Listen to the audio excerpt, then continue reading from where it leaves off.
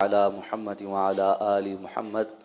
كما صليت على إبراهيم وعلى آل إبراهيم إنك حميد مجيد. اللهم بارك على محمد وعلى آل محمد كما باركت على إبراهيم وعلى آل إبراهيم إنك حميد مجيد. عن أبي سعيد الخدري رضي الله عنه قال قال رسول الله صلى الله عليه وسلم إذا سمعتم النداء فقولوا مثل ما يقول المؤذن. متفق عليه.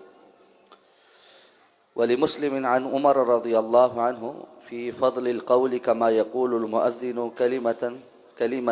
سوى الحي على التين فيقول لا حول ولا قوة إلا بالله.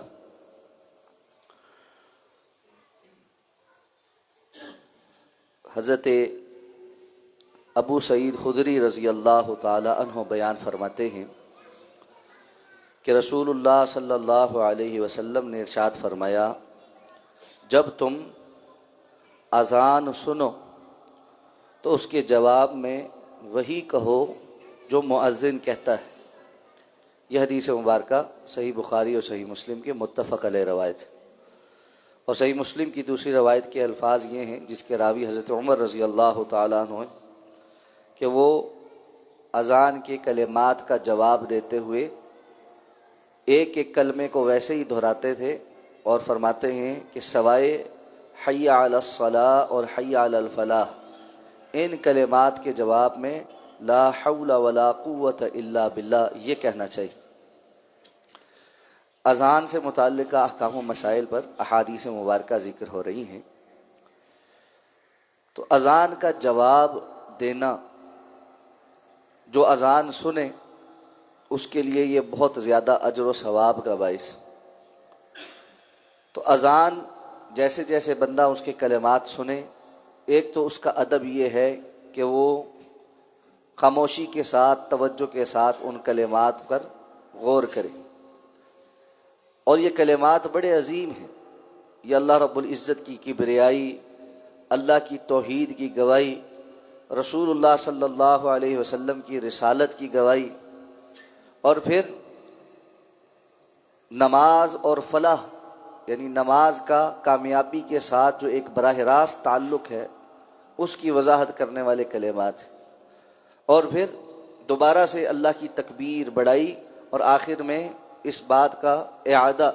کہ لا الہ الا اللہ، اللہ کے سوا کوئی معبود برحق نہیں۔ تو دن میں اگر 5 مرتبہ انسان مختلف اوقات میں ان کلمات کو توجہ کے ساتھ سنے تو یقیناً اس کے دل پہ اثر ہوتا، اور پھر وہ واپس دہرا کر ان کا جواب بھی دے۔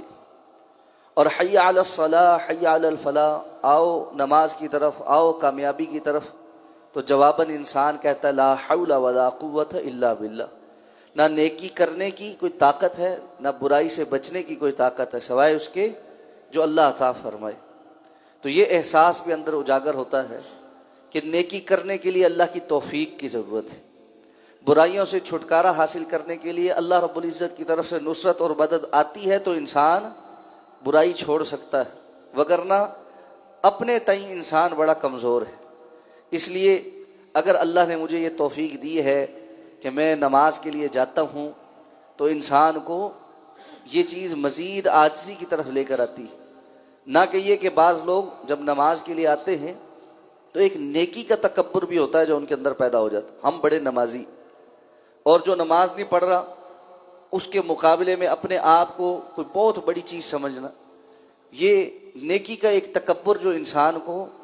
برائی کی جانب ہی لے جاتا ہے۔ تو نماز پڑھنے کی، دیگر نیکیاں کرنے کی جو توفیق ہے وہ بھی اللہ کے خاص فضل سے ہے۔ اور اس سے یہ بات بھی سمجھ آتی ہے کہ اگر کسی بندے کو نماز نہیں پڑھی جا رہی، بہت سارے لوگ یہ کہتے ہیں کہ ہم کوشش کے باوجود نماز نہیں پڑھ پاتے یا فلاں نیکی نہیں کر پاتے، تو ان کو اپنے اعمال پر غور کرنا چاہیے کہ کہاں کمی اور کوتاہی ہے، اس لیے کہ اللہ تعالیٰ تو نیکی کے رستوں کو آسان فرما دیتے ہیں۔ متعدد احادیث ہیں، جو بندہ تھوڑا سا اللہ کی طرف آتا اللہ تعالیٰ زیادہ اس کی طرف آتے ہیں، جو چل کر آتا اللہ دوڑتے ہوئے اس کی طرف آتے ہیں۔ اس لیے کوئی نہ کوئی تو کہیں کمی لگی ہے جس کی وجہ سے اللہ رب العزت کی طرف سے اس کے لیے خیر کے راستے نہیں کھل رہے، وہ کمی اب اس نے پہچاننی ہے کہ کہاں لگی، کس جانب لگی. تو یہ توجہ کا کام. تو اذان صرف اس بات کا اعلان نہیں ہے کہ بس اذان نماز کے لیے آ جاؤ، بلکہ یہ انسان کے پیچھے پورا ایک نفسیات رکھتی ہے، ایک سوچ رکھتی ہے، ایک نظریہ رکھتی ہے. اگر اس پر غور کرتے ہوئے بندہ اذان کا جواب دے تو کوئی وجہ نہیں ہے کہ انسان کے اندر خیر کے جذبات اور ایمان کے بڑھنے کے جذبات پیدا نہ ہوں. مزید اذان کا جواب دینے سے متعلق جو فضائل ہیں وہ آگے انشاءاللہ ذکر ہوں گے، اس وقت اس کو بیان کریں. سبحانک اللہم و بحمدک، نشہد ان لا الہ الا انت، نستغفرک و نتوب الیک.